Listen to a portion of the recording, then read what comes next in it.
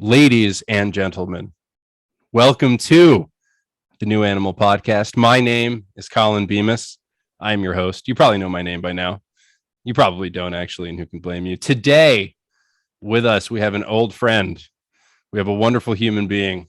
She is a writer. She is a director, all-around filmmaker. She is also an assistant director. She's done a lot of things, both with me in the film industry and in the film industry at large. With us today is my very, very good friend, Marta Gac. Marta, Hi. hello. Hello. Thank you so much for having me. This is very exciting. Oh, don't be silly. I paid you an No, I'm not. absorbent amount of money to be here with us today, and there's nothing wrong with that. No, you didn't have to pay me any money. You didn't pay me any money. I would be here. Just to I'd make be that here. very clear to everyone, Yes, I'd be Marta here got and I'd be money. here for you You were too any day, sweet. anytime. I do have to say, a lot of people listen to this in podcast form. My background is a pale wall with index cards on it, and Marta's background is this beautiful plant-laden room that's immaculately decorated, and I look like I'm in I don't know what a basement of sorts. Anyway, No, you look like you're in your office. Not well, a I don't know plant it's lady. about my office, but no, thank you. Yeah. So we're going to start at the beginning because I've been told by a lot of people that's a great place to start. But in terms of filmmaking and your love of film, what's the first film that got you to fall in love with cinema? Whether it could be a filmmaker, it could be a movie specifically, but is there that one thing that got you on this phenomenal path of movie making? That's a really hard question. As I'm sure for most people, film for me has always been a form of escape. Right. So I loved the fact that in an hour and 30 minutes I could just dive deep into a different world and just imagine these people living their lives. As a kid, you don't think that it's just a bunch of people doing their jobs. You just see the magic of the filmmaking. So there's never like a specific film that really did it for me. Okay, growing up, I watched a ton of Dirty Dancing in Greece. I'm just gonna say it because Heck there's not yes. many. Yeah, I mean, of course, I grew up in Poland, so there was a ton of Polish cinema as well, and some American stuff. But um, I fell in love once I moved to the States. I fell in love with Pedro Almodovar. I think the first movie I saw was the Bad Education, right? Mala Such a good Educación. And movie. yeah, it was So brilliant. So good. I was just right there and then I was captivated by how, a man can capture females on camera and make them such vibrant and wonderful characters. And well, specifically Mala Educación wasn't about females, but I absolutely love that. And I have to say, I know I get a lot of shit for it, but Buzz Luhrmann's Romeo and Juliet was a huge influence for me. And I know I might get some shit from my Shakespearean actors out there. I love you guys. All right. Well, I'm gonna I'll I'm gonna just step in with some defense here. That movie is fantastic. Okay, so I was actually just okay. talking about Baz Luhrmann to a buddy of mine. I'm not a huge Baz Luhrmann fan of his later stuff, but like Yeah, I don't know anyone. I was gonna say of a certain age, but I really don't know anyone that wasn't touched by that movie. Like even if you were born in the 70s, 80s, 90s, like I think I'll probably less so born in the 90s, but that movie is it's an awesome movie and was also a really interesting gateway into Shakespeare, and I'm sure yeah, Shakespeare purists will come murder me for saying that, but yeah, I think modernizing it in that way while retaining the original text and having like Leo and Claire in it. I mean, come on, right. yeah. I I'm mean, the sorry. music, the soundtrack, the Yeah, production everything about design. it.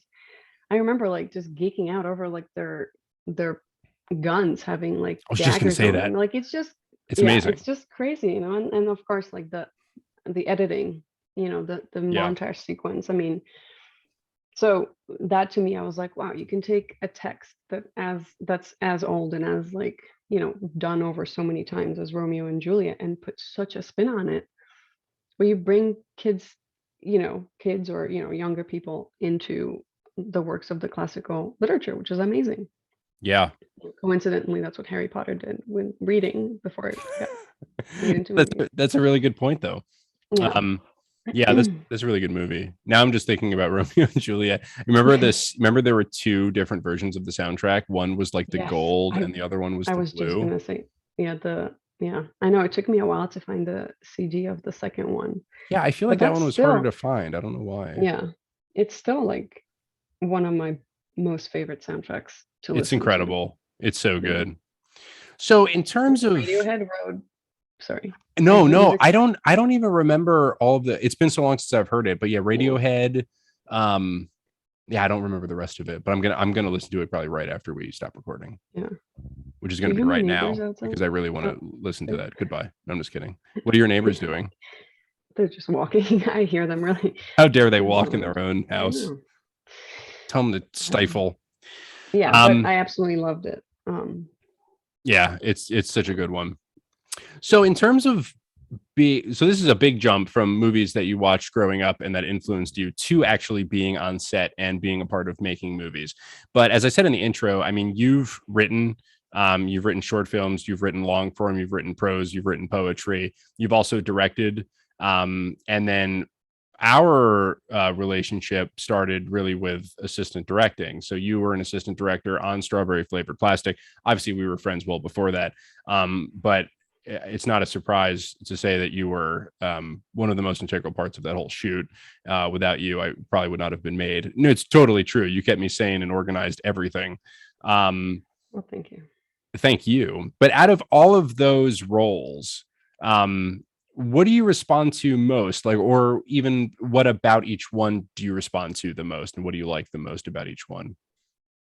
So I also did second AC on camera. I don't know Oh, if you that's right. specified that. That's right. Yeah, you have. I basically, right out of Hunter, right? We never met at Hunter, but we Which is actually, I think we weird, were but no, we introduced. didn't.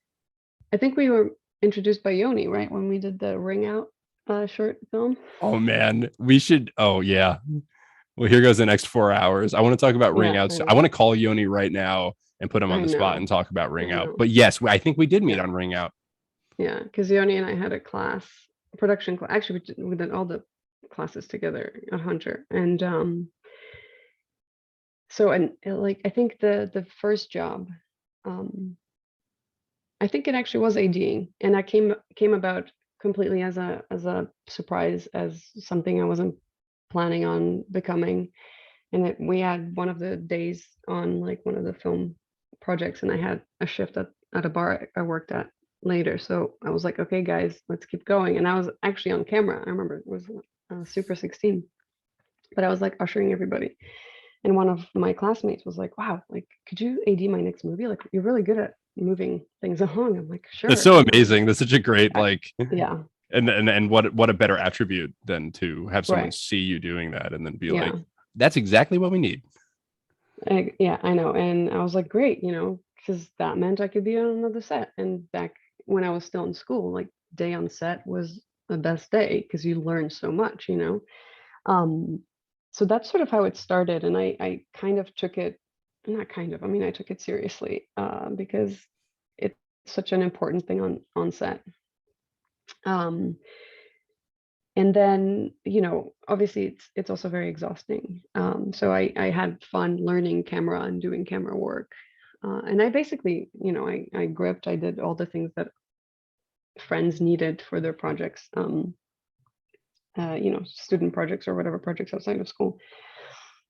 Obviously writing is such a personal thing, so that's also an I'm sure we'll get into writing, and then directing, which it was both the most exhilarating and on some level was most terrifying, because I Yeah. didn't find that I learned how to direct. So we found ourselves years later, right? You're producing my short film December 1st, and I'm on set, and I obviously produced it myself as well.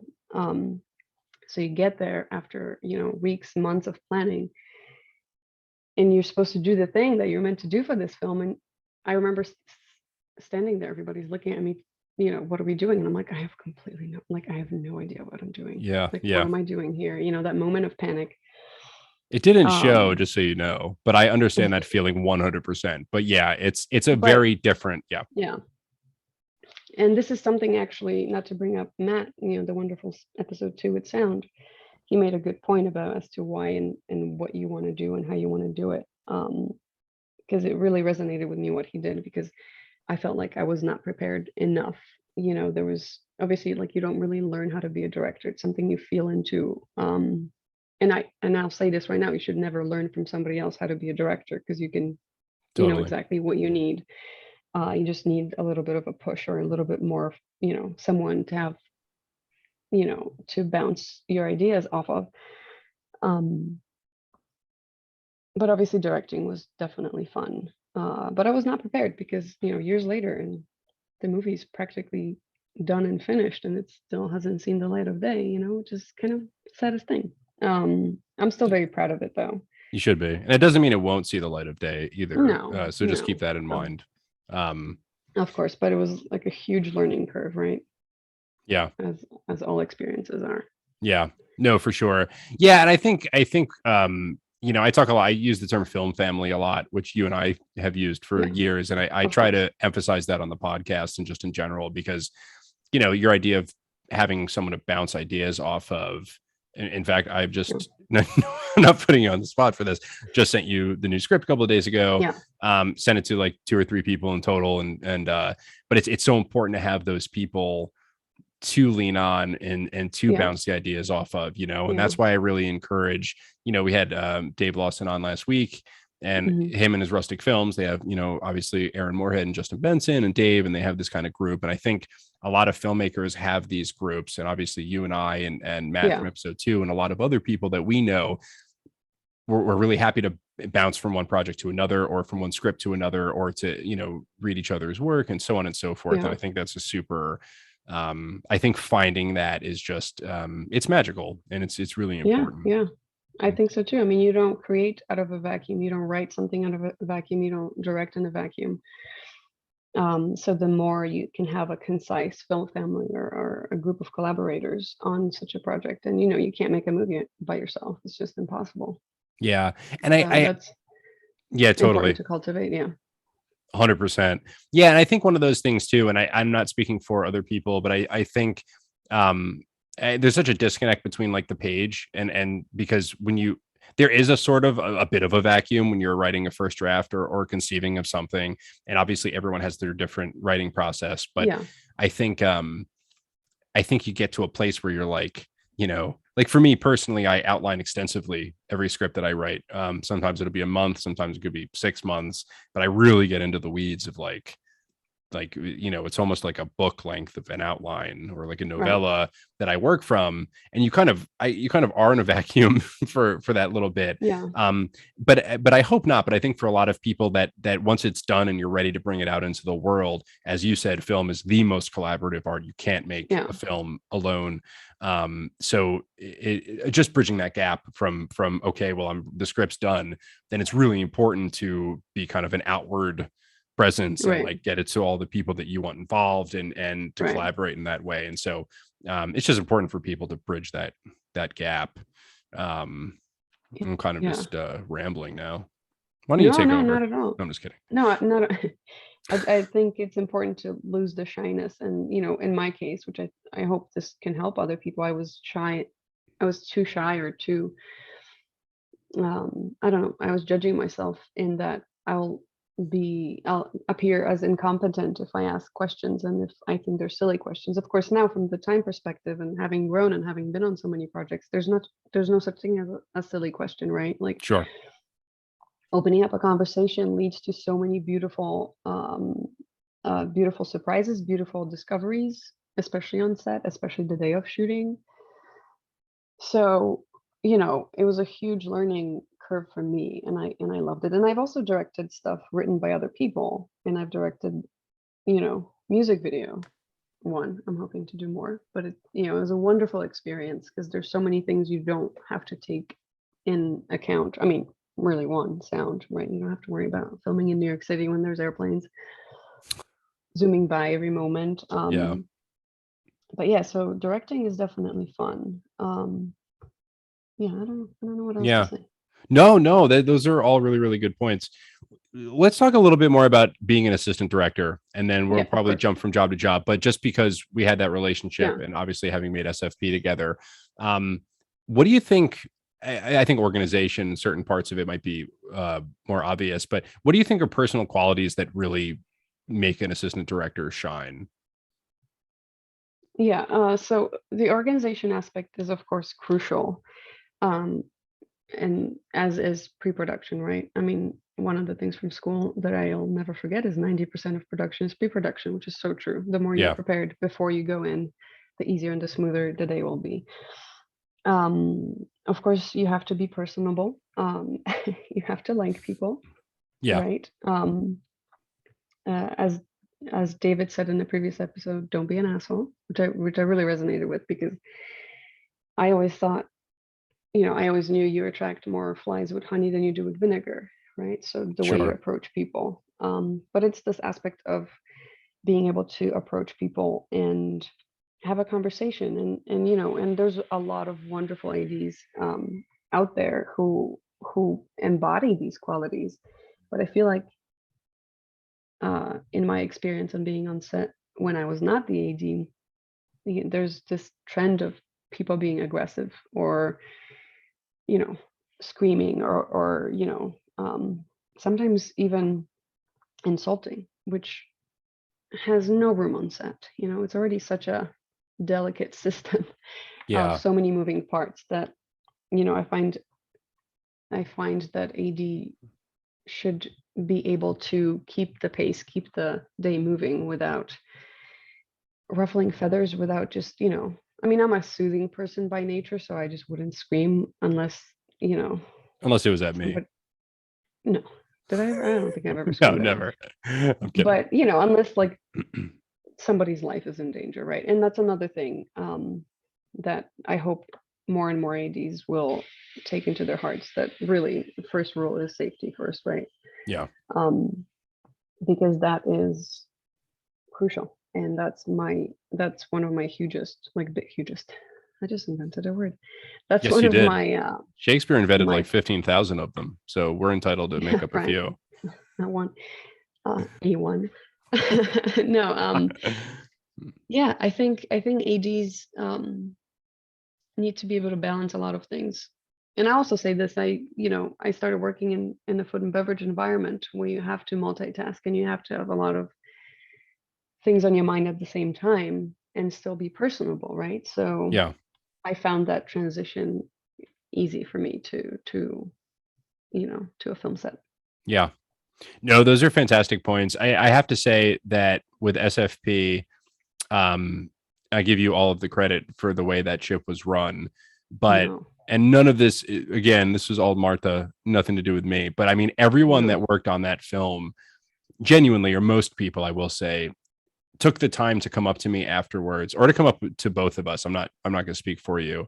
And I remember specifically several conversations where they said, I've been on like 20 shoots, 40 shows, whatever, and this is like the best time that I've ever had on a set. And that was like one of the best compliments that I or we could ever, again, that was yeah, all you, but one of the yeah, best compliments that I think anyone can get. And it didn't occur to me at the time, but I mean, we had, I think, maximum 9 hour days. I think 10, ten-hour day was the longest one, 10 hour and day that was the be longest one. Yeah. yeah, Um, and just, and this goes back to one of the big points. And it's so weird to hear you say, not weird, I know that it happens, but like some of the sets that you've been on with either screaming or intimidation, or yeah, just that level of um uh insolence, I guess, because number one, what's the point? Like I yeah, don't understand. Like you have a community creating something together, number yeah, one. And nobody in the world works better under stress, or if they're unhappy, or if their mind is elsewhere, yeah, or if they feel in danger, whether exhausted, it's right? emotional, physical, like any of those things. And I've never understood people that genuinely think, I mean, I don't think they think that it's going to create a better product or a better environment. They just either have a short temper or just aren't that smart to begin with. I'm sorry, but that's just Yeah, truth. I've yeah, never understood treating people poorly. And, on SFP, which you were in charge of, it was like a nonstop positive atmosphere. And like, Yeah. I can't speak for anyone else, but I don't remember, including myself, and it was my first movie, ever really being stressed about anything unless it was like the ice Yeah. storm that we drove home in that one night. Right. The 10-hour day. Yeah, but otherwise, and I generally don't understand why people wouldn't do it that way, but it's a huge testament to you as a person, but it's also hopefully a huge teaching moment for most people, and that is to say, if no matter what set you're on, no matter what set you're running, make it a happy place. Yeah. There's literally no reason to not have it be a happy place, and Yeah. communicate, I mean, trying to think of like just, if someone's got food allergies or someone has preferences to this or someone, Yeah. when you get to know people, I mean, food allergies obviously are very important for health, but like just in general, what makes people Yeah. tick, what makes me comfortable, like specifically, Right. because you would make sure that I was eating, Yeah. it'd be like, Well, Colin, like you, yeah, that's another thing. I'm not saying that an AD should be a server as well. I mean, obviously I'm just speaking from my personal sure, experiences. sure, But, you know, I know um, directors of photography who will get on set and they're there. And unless somebody puts food in front of them, yeah, they won't eat, they won't seek it out. So I think it's extremely important, if not for the AD to do it, themselves, to designate. And of course, if you have a big enough shoot when you can have a key PA and other PAs, that's easy. Make sure everybody eats. yeah, Because that's sustenance, that's fuel that you need. yeah, And I will the say, necessities. yeah, of course, I will go back to the 12-hour days because I have a huge problem with that. But before that, thank you for saying all those nice things about, set of SFP, but really, it has to be said, it was planned, everything was planned beforehand because you were the producer and the director and the writer. And not only that, I was going to wait to say this, but I think it should come out now. When, and obviously I've known you before we made strawberry flavored plastic, but you said, I want to make a movie and I'm going to make this movie with, I know what I got and I know what I can get, right? So we didn't have crazy grandiose scenes that required a ton of extras. We didn't have any, dangerous scenes. Like you wrote a beautiful script that's thrilling, that's still terrifying to me to think about, someone who's not a fan of the horror genre by any means. And Thank you, we by the way, had, that's incredibly I don't kind of want to you. use the word simple, but simplified. And I think that's a huge note to aspiring filmmakers, or even, and you're not an aspiring filmmaker. If you want to be a filmmaker, you are a filmmaker. Absolutely.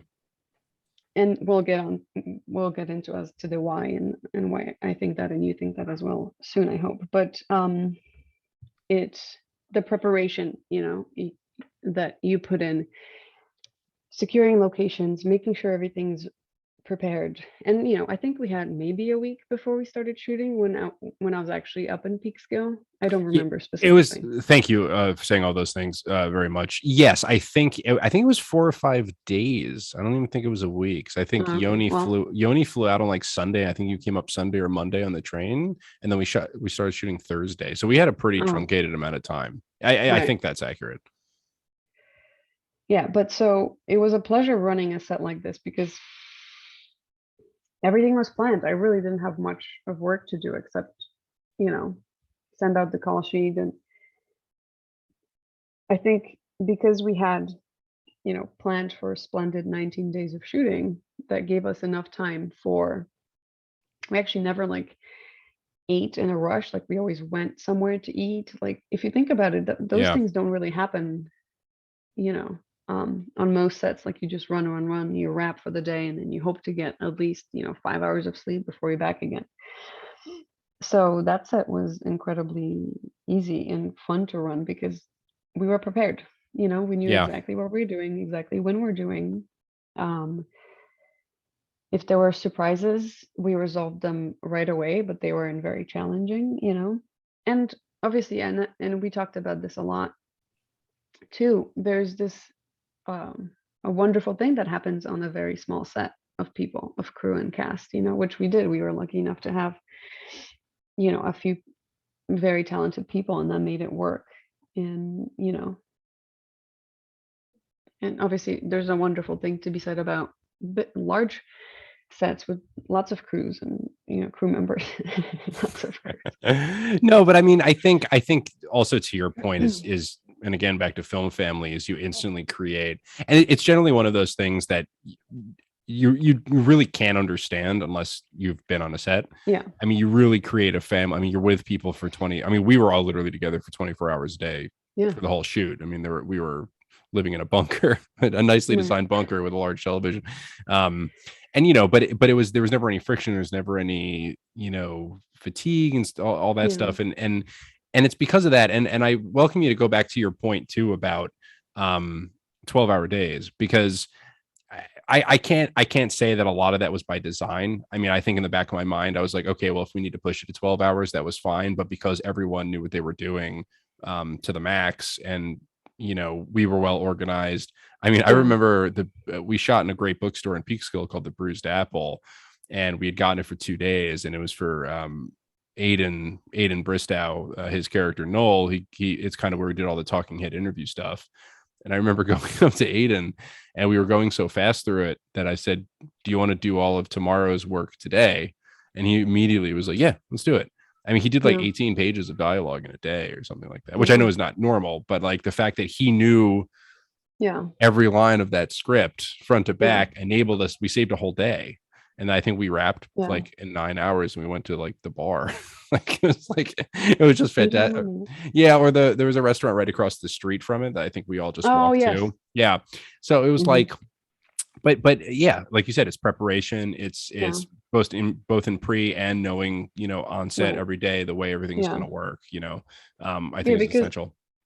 Yeah, I don't think it's been mentioned on the podcast is how long you actually spend with Aiden in pre-production. And you weren't even rehearsing. I remember you guys were meeting over the phone, right? Because he was in LA, but like you spent months talking and digging into the character of Noel.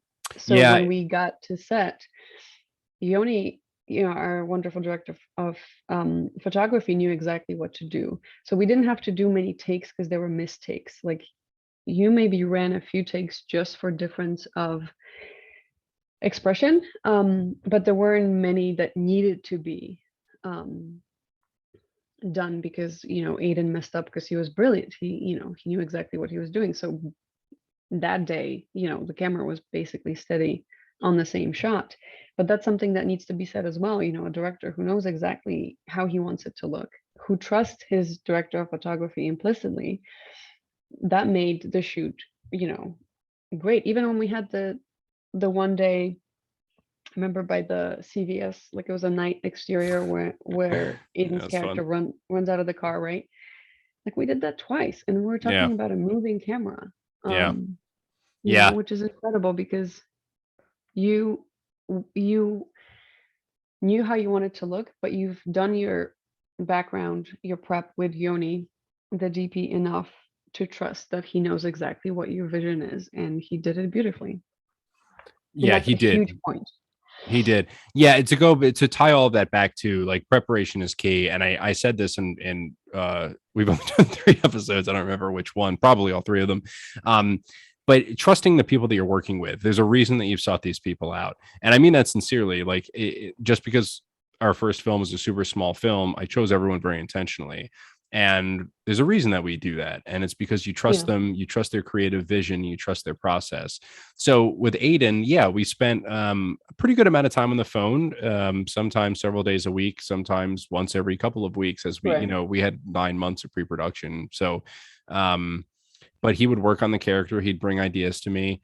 I don't like rehearsing. I'm one of those people that I don't save it for the camera. Unless an actor has a very specific need. If an actor, if he or she is really important to them to rehearse, I'm absolutely open to it under some circumstances. But I do believe that once you're thrown into the situation, that's kind of where the magic happens. And in terms of takes, I mean, I think it's related to number one, being prepared, like we said, and having trust in Yoni, who was our cinematographer. And also, I'm not a big fan of doing many takes in general.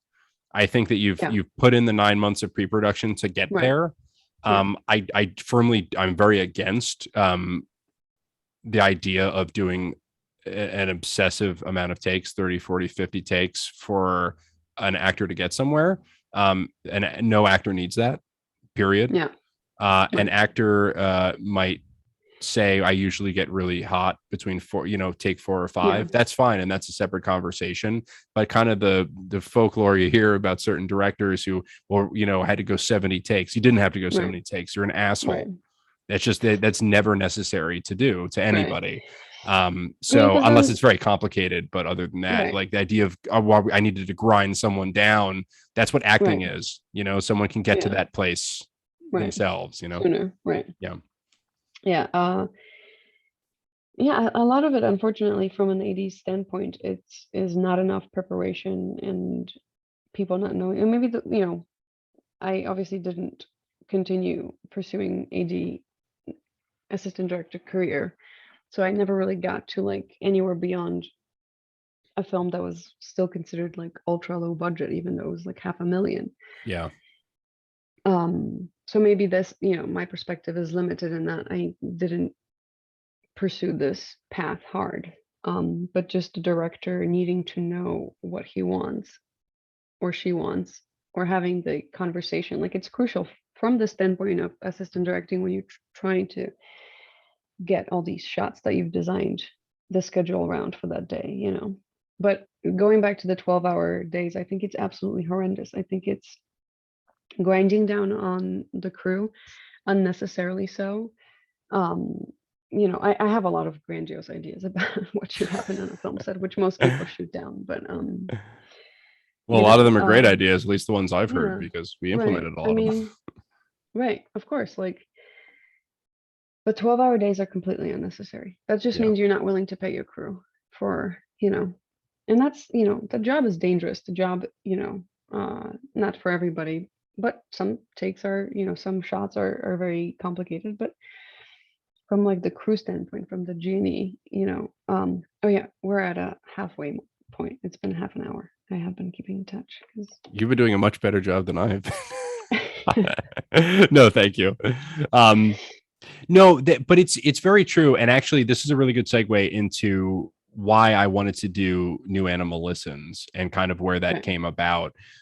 So when we started the company, and this is just to be clear, well, it doesn't really matter, but since I brought it up, this is before the really tragic event with the film Rust. And safety means a lot of different things to a lot of different people. That's not what I meant to say. Safety, both physically, No, it right. emotionally, mental, so on and so forth. And whether it's a tragic passing on the set of a film, but more so, like you said, grinding people down, just attitudes on set, Mhm. people either being crass, people feeling unsafe in different ways. And you hear this, I feel like I gotta be careful here. I feel like the industry likes to be quiet about these things until one or two Yeah, major things get a spotlight on them, and then right. it's okay it's popular for everyone to Right. talk about for a week or two, and then Yeah. everyone just goes back to business as usual. And I was truly super inspired by the way you ran the SFP set and just what everyone had said to us afterwards about what it was like being on that movie. Right. And I really just didn't understand how it could be another way. And again, who Yeah. the hell am I? I'm not like I've made 80 films or anything, No, but but that's not how you operate. You're not one to be on I just somebody else's set. You want to have your own. I get that. Yeah. no, thank you. But yeah, but I didn't understand how it could be any other way. And so the Right. idea behind New Animal Listens was very simply, I want anyone that works with New Animal to feel safe, period. Yeah. End of story. If there's ever an issue, you have a voice, which is you, and also anything you want to say publicly immediately. Like I hate the idea of anyone ever being on a set and feeling unsafe, even if it's being pushed to work. Yeah. Oh, can we work 13, 14 hours? And guess what? You're driving home an hour and 10 minutes. Right. Well, guess No what? That food, right? No just second worked. meal. Yeah. Exactly. So that person Yeah. who might have gotten paid overtime for those 2 hours, and even some people might want the overtime, but to expect that from your entire crew and then Yeah. have that person drive an hour plus home in the middle of the night, we Yeah. all know how we would feel and what that would be like. And I just, yeah, things have to change. And so with the birth of New Animal, I wanted to start with that change, as small as we are, just be the one that say out of the gate, and so that was kind of the idea. And that's one of the main reasons why I spoke to you about it. I was like, do you want to kind of be the face of it just because of your experiences with ADing, and also you're a very caring person and you keep an eye on everything all the time, which is a big part of being an AD too, right? But I think that's an essential part of any movie making. Yeah, I agree. I think it's I think, when we get on set, we're not just grips and PAs and actors and camera people. We're humans. We have the same needs. There's stuff going on at home, or like part of one thing that I absolutely hated about being a freelancer is that you struggle. You're trying to find a job, you're trying to find a gig, and then you find a gig and you're happy for a day, and then you're like, holy shit, like I have to start looking because this is going to be over. And Yeah. then, and of course, I understand that this is the way, building blocks to building a career that, with time and dedication could prove very, rewarding, and monetarily so, as well as in the other ways. But yeah, it's just, I've worked 16-hour, 19-hour days, and then you're meant to go home, sleep for 4 hours, and do this over again. Yeah. And not be given I'm sorry or thank you, just this is the way things are, which is the most ridiculous thing. So I actually, and I'm sure you know this, but I've had, not great experiences as an AD. Of course, I'm grateful for them because they taught me what not to do. Sure. But I won't AD a film that's not made with people I love and trust, just because if there's no trust for me to, and that speaks for the most part directly to safety of the crew. I've been on sets where people get zapped, with an electrical current. Thankfully, it was not big enough. But when I said we need to close the set for the day and investigate this, I was met with, you don't care about the schedule. Well, you're right. I don't care about the schedule. Yeah. I don't give a fuck about the schedule if if I know that somebody might get hurt again, and it might be worse this time.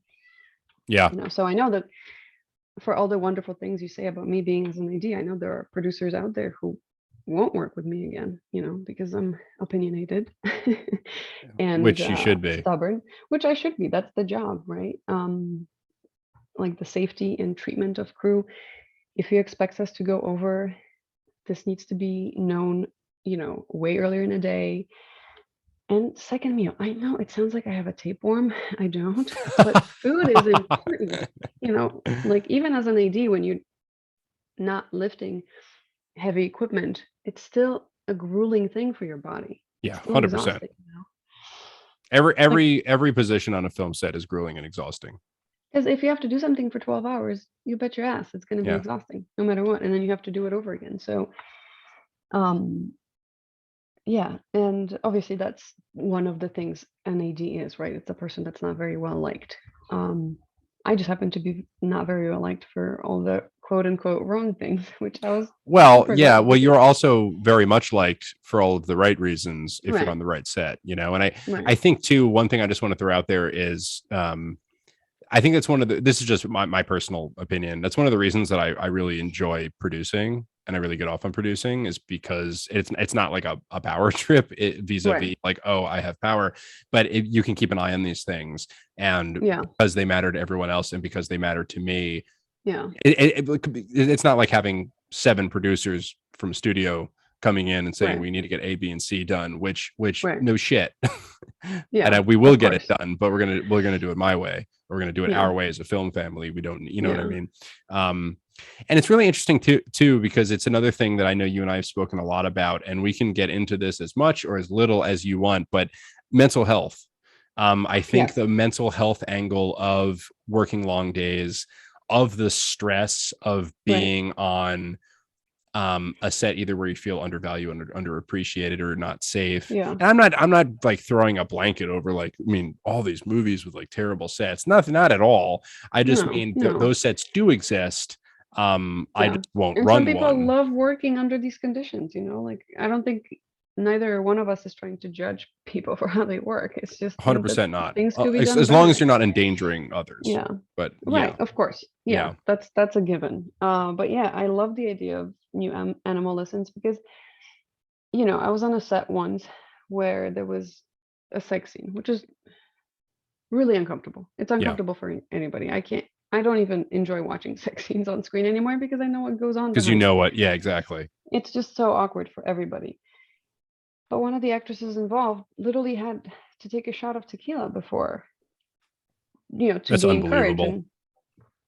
And I've seen older or more experienced people on set encourage that. And I'm like, this is a person who's starting out her career. First of all, I don't, you know, ever want to encourage people that you have to take any substance of any kind so you can perform a job, because Sure. that's just uncomfortable. Yeah. That just leads, to a huge downward spiral. But nobody talked about it. Everybody thought it was fun. First of all, alcohol on set is a bad idea because safety, right? Yeah. But I remember saying that and thinking, I have no time to do anything about this. I felt so powerless. So I turn into motherly instincts of caring for the person and hoping that she's fine. But I was like, I never want to be a part of anything like this again because I felt uncomfortable, and I was a few years older, and obviously not an actor, so I don't understand that a lot of what goes on in an actor's mind. But I would love to avoid that. Yeah. And to be fair to And you too, I mean, I think there's a difference between understanding an actor's process if that was the actor's choice, but it sounds like in this circumstance it no, was a barrier to the actor's performance because she needed this or you know what I mean? Like it's something in order to step on set and do to feel her job, comfortable. You right? shouldn't have to need that to feel Yeah, comfortable. If that happens to right. be part of a process, you know what I mean? It's different. But Yeah, yeah, right. yeah, that's atrocious.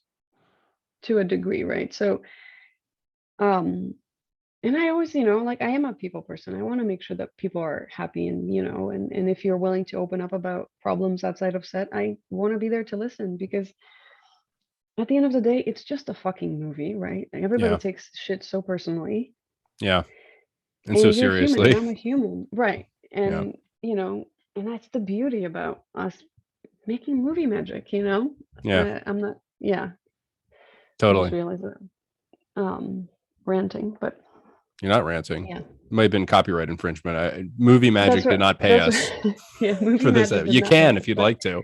the magic of movie making. Yeah. No, for sure. Yeah. Yeah, and I think we've talked a lot about just mental health and the industry and how everything goes. And I started talking about it a little bit on the first episode, but just, you know, it's important to have that group of people that really supports you because Yeah. it's yeah, you get I go into these things about mental health where we're just starting to, but I brought it up in the first episode because I think it's something that a vast majority of filmmakers feel to some degree. Mhm. And I don't hear it talked about a lot. I mean, I personally Yeah. go on a lot of roller coasters with myself. Um, there'll be kind of a swelling pride one day about Right. having made my first film or about anything really. Right. And then, you start gauging your own success against other people's Right. success, and Right. whether it's your age, whether it's Yeah. where you are, not where you want to be yet. I'm good at doing a number on myself Of too, course. Yeah. and I think we all can. So Yeah. in general, I just this isn't even a question, but I mean, you can say anything you want, obviously, on the topic, but Yeah. it's always important to talk to other people about these things. And maybe this podcast is also therapy for me for a little bit, or a little bit. But I think it's important to talk about because it's easy to paint yourself into a corner and it's easy to kind of label Yeah. yourself, so on and so forth. And Right. yeah, just I don't know, I'm kind of ranting now, but just addressing these things I think is really important. I agree. I think, people in the film industry are innately sensitive Yeah. because something draws you to this lifestyle, right? Something draws you to creating this art form, and in my case, like I worked a lot as an AD, but it was not really, well, obviously by choice, but that wasn't the end goal, right? To be an Sure. AD. And I respect people who choose that as their vocation so much because it's really hard. Um, but then, again, like going back to working long hours when you come home, like you have no energy to create your own art. And I too fall into heavy dips, heavy moments of melancholy, depression, whatever you want to call it. But it helps knowing that there's somebody out there that understands this at a crucial level, right? Because you can talk to your family and friends, but people who are not in film They don't get it industry, as much but as they they don't want to. understand, Yeah. right? Yeah. So I think that makes us stronger in so many ways if we keep open about this, and going back to people coming up to us after SFP, like Jalen, our wonderful sound person. I love Hi, Jalen so Jalen. much. I Hi, know Jalen's Jalen. on the Jalen will show. be on the show too, but I'm so Jalen's excited that wonderful. I was the first one to bring up his name because He's the but best. Jalen was a stranger, right? We Yeah, needed a sound absolutely. recordist. I remember I met with him on Union Square somewhere for the first time, and I was like, "Who is this person?" We clicked. I was like, "I think he's gonna be good." Obviously, like we got our first day off, him and I just went off and got got tattoos together, which I That's think is right. You just got freaking you got insane. tattoos. Yeah, Yep. we That's didn't get SFP incredible. tattoos, but they're No, set but tattoos. during SFP. That's Um, true. You should have gotten us. No, yeah, I'm just kidding. yeah, I know. Aiden's face. Love you, Aiden. We all should have Uh, gotten to Aiden's face on our bodies. but afterward, he was like, I felt so, he's one that stands up to me. So that the memory of him saying this stands in my mind so clearly, saying I haven't worked a set this cool, this caring. Well, I don't know. I might be paraphrasing what you're saying, Jalen, but I just remember the general aspect of it was so positive, and we made a Yeah, friend for life. He's worked on so many projects with us or with me since, and that's so important, and him and I had deep conversations about relationships and things of that nature, which was just so building, just recognizing each other as another human, as just another human, or extraordinary human. I think it's spectacular, and I'm really excited that you came up with this initiative for New Animal Listens, because yeah, I would have loved that. You keep saying that you're making this podcast for the 17 or 18-year-old version of yourself. um I would have loved to have a mentor who can say, no, you are a director. Yes, you go to film school. It's not an excuse. You deserve to write. You deserve to make movies, because yeah, there's also inherently a lack of faith that we have, and that's so many different levels, so many different upbringings, or whatever we've gone through in our lives. But to have that push of, yes, you deserve to be here. You deserve to be making movies. Yes, your voice matters because you have stuff to say, because nobody else is just like you. yeah. We are each unique and our stories are unique. And I think that needs to be celebrated. Absolutely. And I want to go back to something that I think your eyes will light up when I bring up, because I saw your eyes light up earlier when you brought it up. I just need to say this. So, if you're a filmmaker, if you are a writer, Uh-huh. if you're a director, Uh-huh. you're not aspiring to do shit. Right. You're actually those things. And the Yeah. reason I say that is that the way we self-describe and the labels that we put on ourselves are usually products of what we think other people will label us as. So the whole idea, people like imposter syndrome is kind of the popular phrase for it now, but there's a lot of different phrases for it, and it's all bullshit. If you are a producer, if you ever put together a project, whether it costs $10 or $10 million, you're a producer. Yeah. Right. I always attribute that to Art Jones from Hunter College. Right. I love Art Jones. Never Hello, met Art. him. But I remember him saying that, and it had a huge impact on me because it's true. And I think that there is this disconnect between I am A, B, or C, but I'm an aspiring A, B, or C for no reason, right? Yeah. Like, why are you putting that label upon yourself? Right. If you've ever finished a screenplay, or if you've written a short story, or if you've written a Right. poem, you're a writer.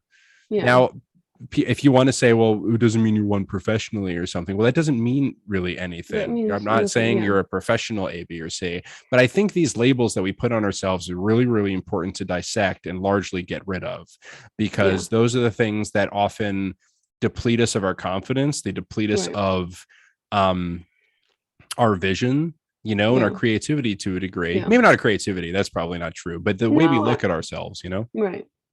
I mean, I think it begins with, tiny spark of belief in yourself. I think that that is a huge thing. So if you're saying I'm an aspiring filmmaker, you don't really believe that you can be. And of course, it's It's a not very easy to good say point. just stop saying aspiring. Of course, the road to, and I'm speaking from my experience, to actually standing straight and saying I am a filmmaker and I've earned that, or I'm a writer and I have important things to say. It was a long time to get there. I didn't, as much as I loved Hunter and the experience, I didn't get that much, because it might have been seen as, me needing to be coddled or something. But I remember meeting with one of my professors to go over my script, my short script, and he said something like, "Oh, I'm surprised, or I'm happy that you're pursuing filmmaking." And it dawned on me then, I'm like, "Oh, I guess not many people who go to film school actively pursue filmmaking." Or film school. I mean, I had a film program at Hunter, Sure, but sure.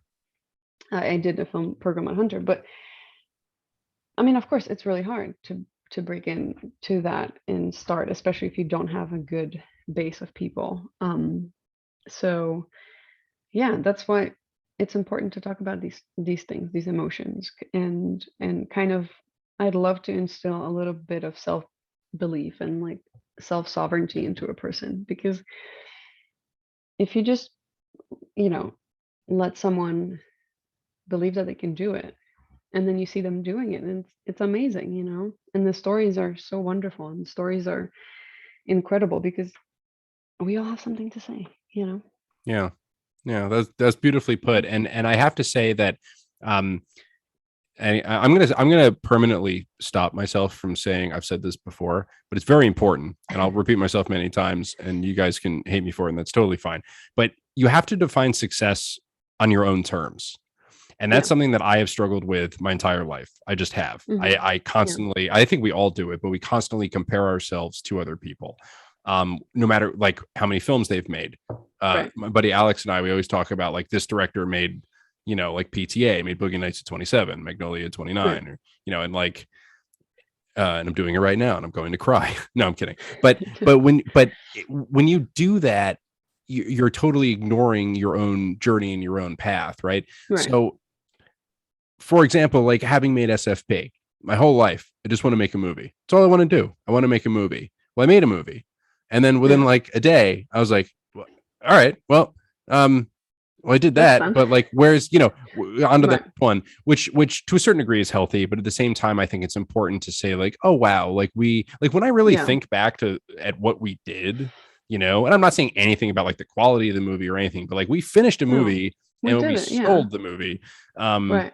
Well, you at the, did. at the end, no, we did. We all did. Movie wouldn't exist without you or anyone else on it. I know, but Um, you did the everything in post I production, might have and just done a little more crying, but other than that, we did it all as a family. Um, yeah. but then, I mean, that's pretty cool. And I think often I don't give myself enough time to even in a moment Right. look back and be like, yeah, and be Yeah. like, oh, that was really crazy that we were all able to do that. Yeah. And I just say that, define success on your own terms. Success might Yeah. be, what, fuck it, this year is going to be the year that I write that Right. feature length screenplay. And if you Yeah. finish that screenplay and you put in that time and you put in the effort, that's amazing. That's like a Right. huge deal. If like I'm going to make this short, or I'm going to write this short story, or whatever it is, and you put in that time, because Yeah. it is the putting in of the time that is not only going to develop your own voice, but that it Right. is your voice. Yeah. And if you're expressing that, I mean, I can't really think of anything more beautiful. So Yeah. give yourself that breath, of like, oh, Right. I got to that Yeah. point, because Yeah. because there's always going to be someone way ahead of you Yeah. in your mind, and there's always going to be someone way behind you, and Yeah. none of that shit matters at all Right. to your life. Yeah. Doesn't mean anything Right. financially, creatively, so on and so forth. Yeah. And I try to remind myself that a lot too. Yeah. No, I definitely like love everything you said. And for me, like social media is such a horrible place to be in I that, it's, hate social media. yeah, when you find yourself in that moment, of like looking up people and where they are and what they've done, what's helped me. and hopefully it helps you. First thing, take 3 really deep breaths, right? That always helps me to get back Yeah. into my body. But then think about, in 5 years, am I gonna give a shit about this? Yeah. In a year In 5 minutes. tomorrow. Right. Yeah. And that just the shift of perspective is incredible because you're like, wait, hold on a second. Like I had this huge thing, and I think we talked about this on the personal note. I paid off this massive amount of debt, and I was like, oh my God, I'm so poor. I'm so Which poor. is And then I was like, hey, incredible. Just shut saying. up. You just, right. Thank you. You just did this huge thing. Like, take a second. Like, you don't have to just, you know, um, jump to the next thing. Take a moment and revel in yourself.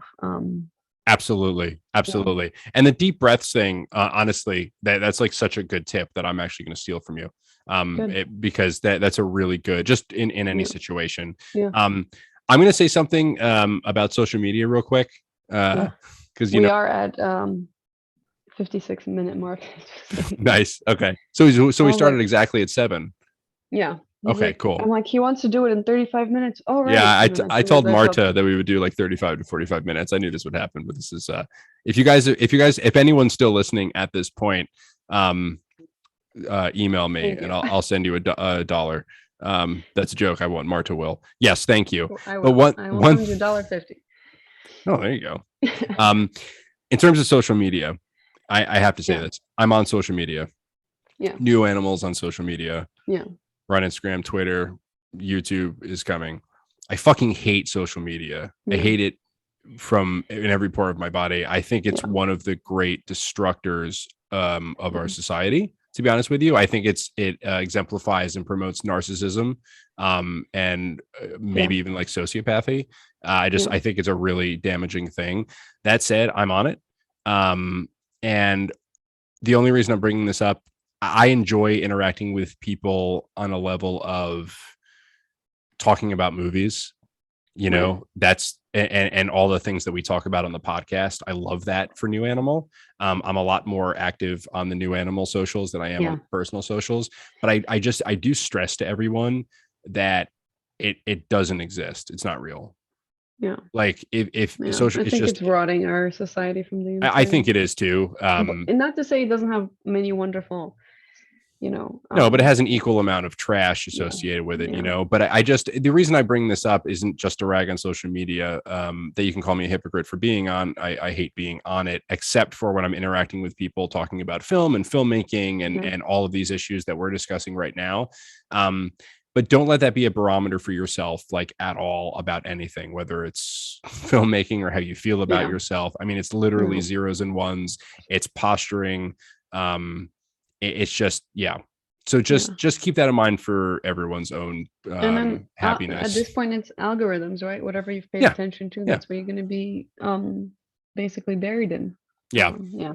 And if anyone listening to this, like whether it's now or like years from now, whatever it is, like if you ever want to contact me, you're welcome to like tweet at me or hit me up on Instagram, but you can also just email me. It'll be a lot more fun. Colin loves his emails. I Okay. love emails. I will write, and honestly, like some of the best interactions I've had with people like in the industry that I don't personally know have been people that I've been lucky enough to like get their Emailed, email, right. shoot them an email, and Yeah. like we've developed just years long, just check in once in a while. Right. Um, Exchanges. Yeah. yeah, and also as I said last episode, keeping in touch with people is another great thing too. Yeah. I think you and I are big on that. It might be 2 years down the road. I Right. haven't talked to Aiden in I don't know, eight Oh, months, wow. 9 months, something like that. But yeah, Nice. but then we'll pick up. He's going to be Yeah. on the show eventually, but like we'll just call each other, email each other out of the blue. But like everyone involved with SFP, I feel like we all do. Jalen and I get on the phone once every in a while. I Yeah. mean, everyone I'm in touch with at some point, but um, that's a total tangent. But just staying in touch with people is really important too in terms of building the film family. Right. And keeping tabs on each other, emotionally, especially like in the beginning of the pandemic. I felt like I was just reaching out to people, Yeah. how you doing? Like What a weird time people that who are, was. No, yeah, it's so long ago now, the beginning of it. It's crazy. I know, It's like I know. wild. But On luckily the other, now things yeah, are slowly, but we're getting there. yeah. But I also hate when people say, let's go back to normal. Like, can we just make it better? Amen. The normal sucked. Let's make Yeah. it better. Yeah. Wait. Yeah. Down with 12-hour work days on set. Absolutely. And also Yeah. just the term normal. I mean, it's like Yeah. Like, what well, is yeah, it? right. I mean, what we should always strive to Right. improve. Yeah. Is there any last thing that you want to do, because you've been such a good AD on this episode? Is there anything you want to touch on before we sign off to our wonderful listeners that are all great human beings? Yeah, I don't know. There doesn't have to be. I know that's a loaded question. I just hope that I didn't put ADing into a dark and negative light. I think you did the opposite. And I think you showed how important it is to be a yeah, positive, good AD, and right, how important it is to facilitate those right. relationships. You know, I Yeah, think your experiences, while it makes me sad that you had to go through them, it definitely gave you yeah. that experience, like you said, No, to understand I good feel versus so much. bad. Yeah, I feel so much stronger on the other side, and like I said, a couple weeks ago or months ago, maybe, I met a new friend who's writing a feature film, I think, and he's like, "I'll need an AD." I'm like, "I'll do it for you because I trust you, and I know Yeah. you won't."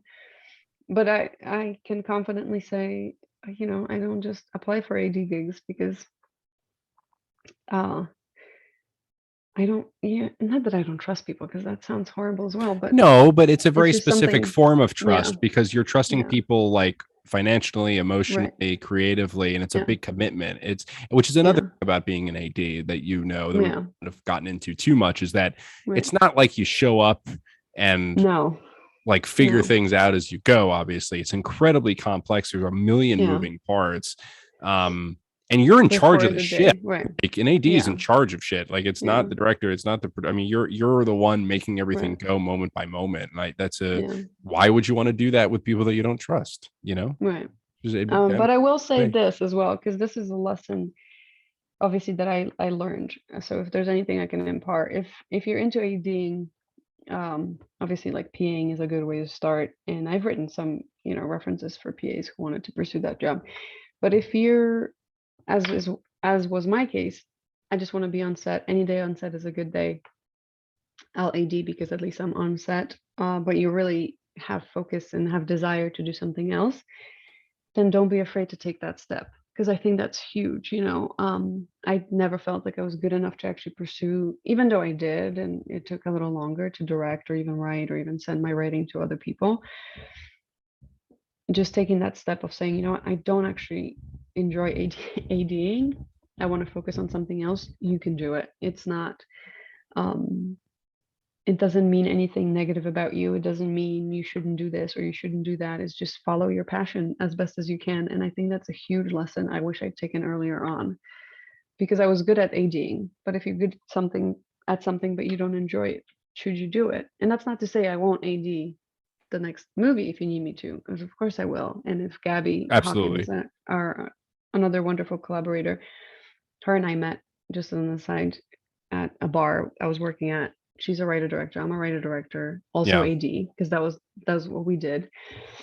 She's like, I'll AD your movie if you AD mine, and that's exactly what happened, and that's it's beautiful, amazing. right? Like Yep. if you can have these pockets of joy and supporting of other people, but if your passion truly lies somewhere else, focus on that. It might take a little longer, but you'll get there, and it'll be beautiful. Or you might find out, I actually enjoy this aspect of ADing or this aspect of filmmaking, which is also great. But give yourself space to breathe and give yourself a chance to discover what really gets you going. And don't be afraid to talk about it with other people too. I can't think of a better way to end this episode. That was beautifully I know. I was like, ooh, okay. It's really funny. I have I'm such a done. bad inclination of like I agreed with everything you said, so I was about to like kind of just repeat it, and I was like, no, No, Colin. She said everything that needed to be said. Um, Marta, where do I begin? But at the end, because this is the end of the episode. Thank you that's so okay. much for being on the podcast. We'll have you on again. I would love to get Okay, everyone great. back Thank you. on and kind of a Yeah, cyclical. I'm Um, done. yeah, there's so many things to discuss and to go Yeah. over. But in the meantime, thank you to all of our wonderful listeners. I like to Yes, thank remind you guys. people that Matt Barilli wrote the theme song. I put it in the show notes. I don't expect people to read the show notes. So Matt, if you're listening to this, I forgot last episode. I did not forget this episode. No, and I love it. It was a great job, Matt. And hi, Matt.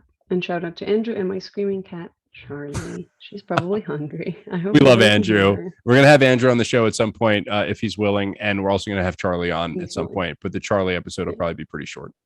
Pretty sure it was just a He's a couple cat. meals. Anyways, thank you so much for having me. Thank you so much for initiating this podcast because I think it's wonderful. I Thank you. look forward to every episode every week. And yeah, I hope you guys enjoy it as much as I do. So Thank you so much for saying so. All right, everyone. We'll see you next week. And that is a wrap on this Okay, bye. episode.